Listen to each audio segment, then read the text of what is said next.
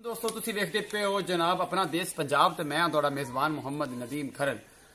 सब तो पहले तो चैनल को करो सबसक्राइब ते बेल आइकॉन का बटन दबाओ कि मेरी हर नवी आने वाली वीडियो भरावां तक पहुंच सके। दोस्तों ते बेलियो बाकी रही गल अरशद टीवी ते अज मैं एक वीडियो देखी है जनाब। अरशद टीवी साहब फरमा रहे सन कि जनाब मेरा इहदे नाल कोई तलक नहीं है, कोई गल नहीं है। उस मामले मैं गल नहीं करता।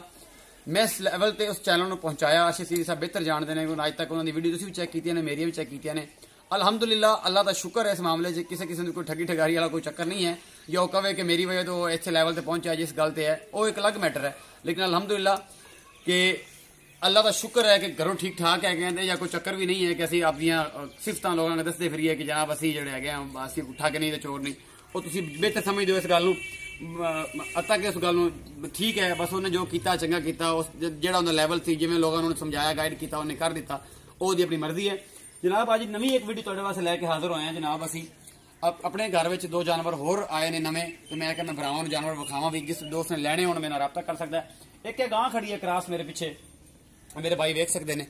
यह जनाब ये ताज़ा हुई है। यह जनाब पिछे एक बच्चा भी है। ये बच्ची है एक बच्चा ये नहीं पता मैनू ये बच्ची है जी।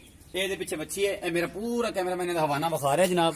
यह हुण 20-25 मिनट पहले बाहरों खरीद के लैके असीं आए हैं। यह पूरा चड छड पहलन दूसर वैड है जनाब। कितनी खूबसूरत है। ते एक साडे कोल साडी बंटी भी फिरदी है। असीं घर पालिए शौक वास्ते साडे मगर टुरन फिरन वास्ते जनाब। यह सिर्फ साडे मगर टुरदी फिरदी रहिंदी है। ते ये जनाब बायन का कहना है जनाब कि एदा जिहड़ा रेट है वह 2 लाख रुपए है। जिस बंदे ने खरीदनी होवे ये मेरे नाल खरीद सकता है। चड्डा चुड्डा तुहानूं सारा कुछ विखाता है। चो के लैके असीं आए हैं। यह जनाब जी गां है यह जी क्रॉस गां हैगी जनाब। यह 2 लाख रुपए का रेट है। वाधा घाटा हो सकता है जिस बंदे ने मतलब लैनी हो जानवर लैना हो वाधा घाटा ये कर सकते हैं असीं। मतलब वो कोई 7,000 का वाधा घाटा जो होया असीं कर लवांगे।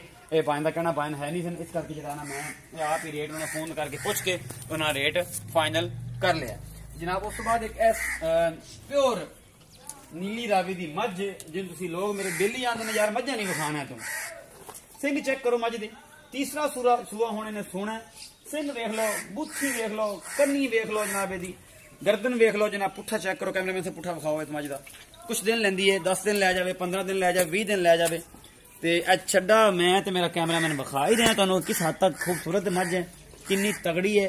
तो इन्हां दे मालकां दे बकौल के साडे पिंड दे नंबर जिमीदार ने जनाब मियां अशरफ खान उन्होंने कहा जी कि मियां अशरफ खान ने उन्होंने इस मझ जो संडा क्रॉस होया 7 लाख रुपए लाया इन्ना चंगा संडा सी। तो ये जनाब उस तो क्रॉस हुई हुई है।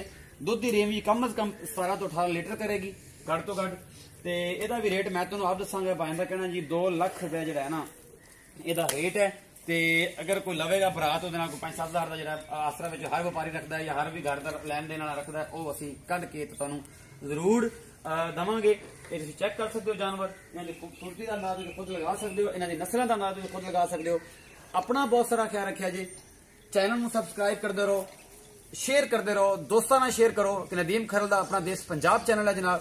इंशाअल्लाह तुहाडे नाल लेटेस्ट तो नवी वीडियो लैके तुहाडे वास्ते हाजिर होवांगे। अपना बहुत सारा ख्याल रखा जी। अल्लाह हाफिज। पाकिस्तान जिंदा।